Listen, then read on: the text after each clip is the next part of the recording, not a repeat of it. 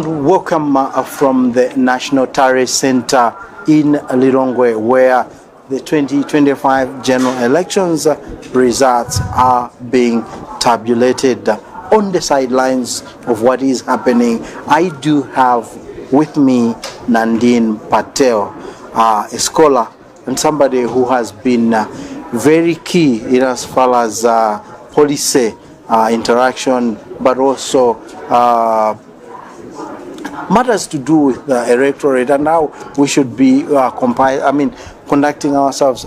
A scholar who has actually written wildly about how we have conducted elections in this country.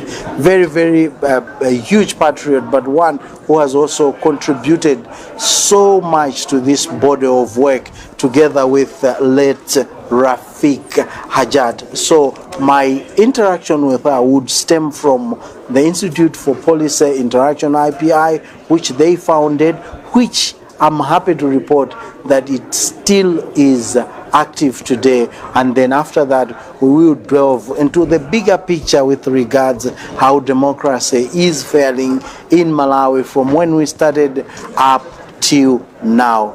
I'm glad you're there. Please stay tuned during the interaction that I am having with Nandini Patel. Nandini, welcome. Thank you. It's been a long time. Glad to see you. Thank you for having me here. You look well. Thank you. Confirm to me that you're well. Thank you. I'm keeping well. Thank you very much. IPI, Institute for Policy Interaction. On the sidelines of this meeting, I was presently surprised to hear from you that the organization is still there, alive and well.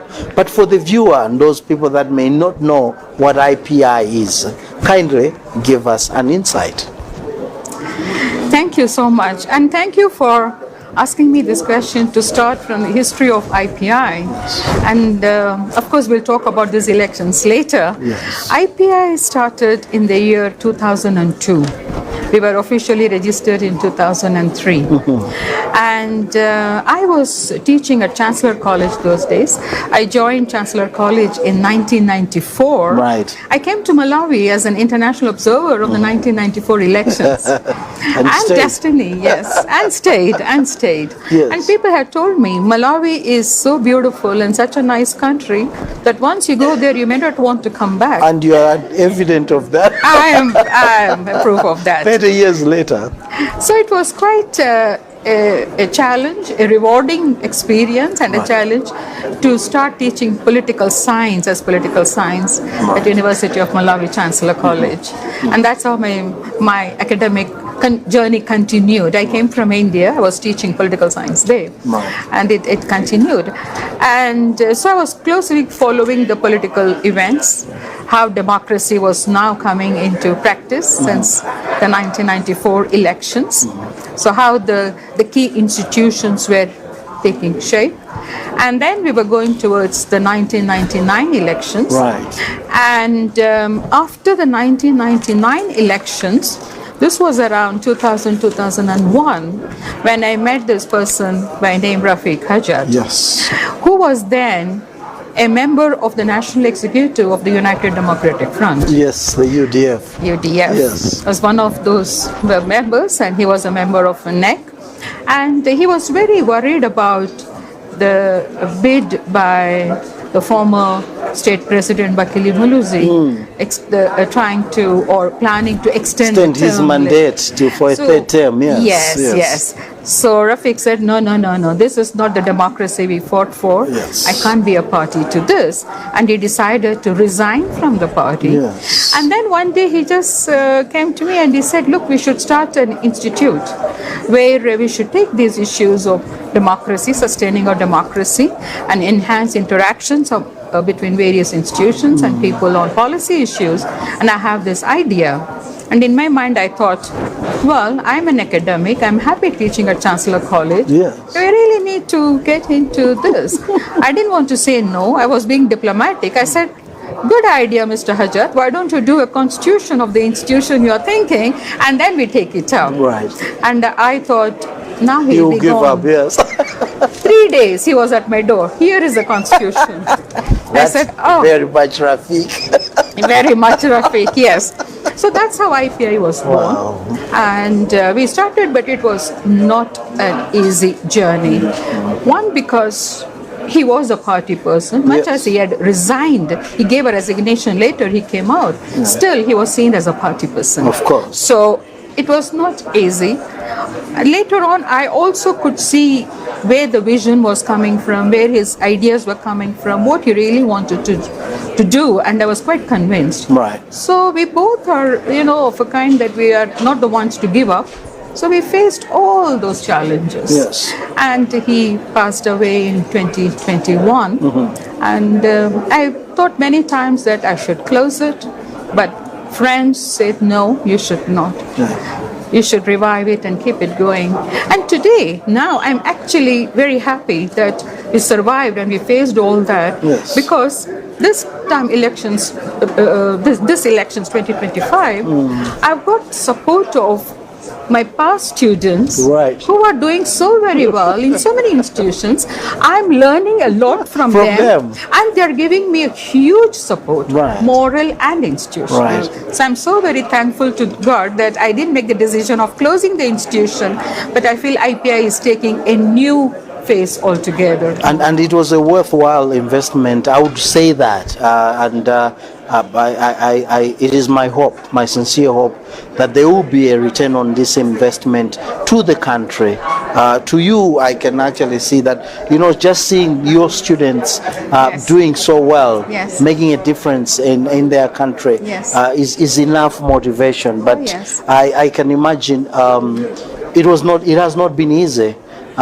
You came to teach political science in a country that had been under a dictatorship for 30 years, and you're not a native of this country. Rafiq Hajad, though he has roots here, but because of the color of his skin, I know how much attacked he became from the topmost leadership of this country, people that he had worked with, and it was heartbreaking to see some of the things that he went through, but also exciting to see how determined he was. Unstoppable, Rafiq. Oh yes, he was unstoppable. All right. So 1993 is when you came. 94. Just at the turn of multi-party democracy in the country. The elections. Yes. From then up till now, kindly take me through how has it been? From the academic side, it was the beginning of political science as a discipline. Right. Because those days it was some elements of political science was taught under public administration. Right. And some were taught in history and philosophy. You are right, political philosophy. And of course some elements in law. Right. But political science as a discipline started. So it was quite a journey to start from the scratch. And those days we used to also have some academics from abroad, from Fulbright scholars. And later on we had great support from Norway, Christian Michelsen Institute. Yes, they did significantly help. Significant help. And then of course our own students who finished their studies and went abroad for further studies started to come back later. So of course then it was, the biggest challenge was retaining staff in the department. Right. So oftentimes we want to introduce courses, but then how are we going to really, teach those courses? Because the understaffing, all those. So, as a discipline, it has come. As a university department, it has come a very, very long way starting from there. Yeah. Now, one of the things that you're telling me about the formation of the IPI, the Institute for Policy Interaction, was 10 years after we attained multi-party democracy. The UDF, which was very instrumental as a movement, which Rafiq and many Malawians, both within and beyond the borders of Malawi, had fought to bring about change. Within 10 years, the leadership of the party wanted to amend the constitution to pave way for a third term.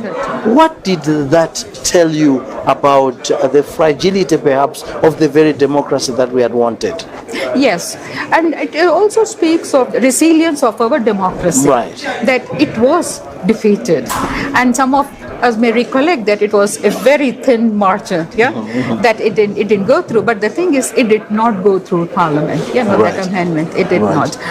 And that's also linked to the emergence of IPI, because Rafiq stood so strong against no third term, and that he left. And then, as I said, he came with the constitution that let's start this institute.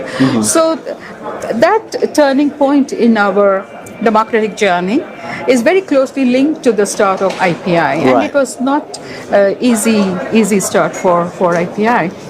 It has been challenges for the reasons I mentioned, but also he had this, Rafiq had this tendencies to take on very critical issues hands-on, and he just ran with it. So that oftentimes became quite challenge for the institution. Now, this is we've been running elections. This could be the 7th, if I'm not mistaken. Are we? How are we conducting our elections? What have been the take-home messages? Are we getting better? Are we making some steps forward and then others backwards? What have been the learning points? I will make mention, for example, maybe the 2019 elections, the first of its kind in the country whereby an election got challenged and the courts upheld that a fresh one needs to be undertaken, and we got applause, especially the judiciary in the country, for such a bold move, because it's not easy.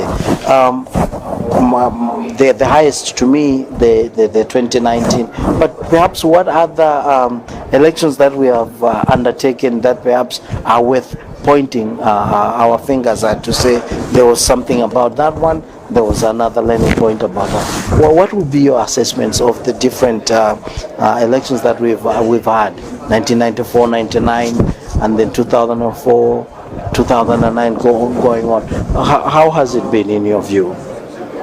Sure.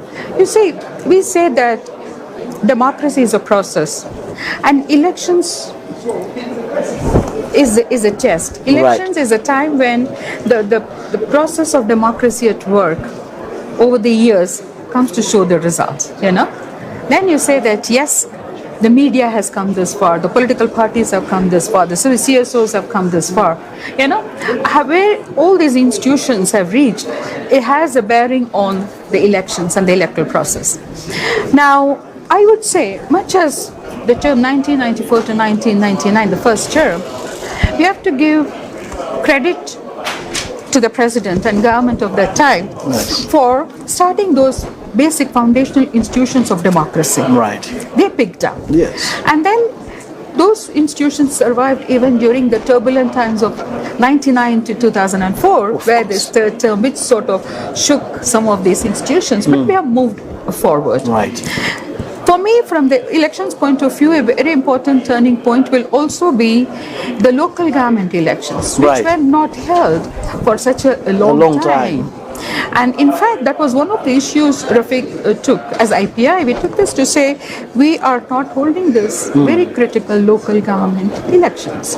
And then, that we had parliamentary and presidential elections, and local government was not held. And then came a stage where now we said, let us hold these 3 elections as tripartite elections.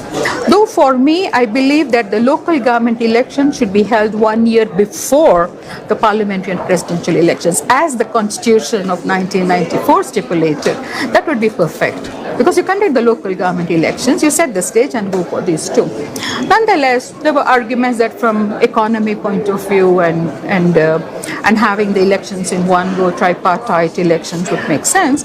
Okay, we had the 2014 elections.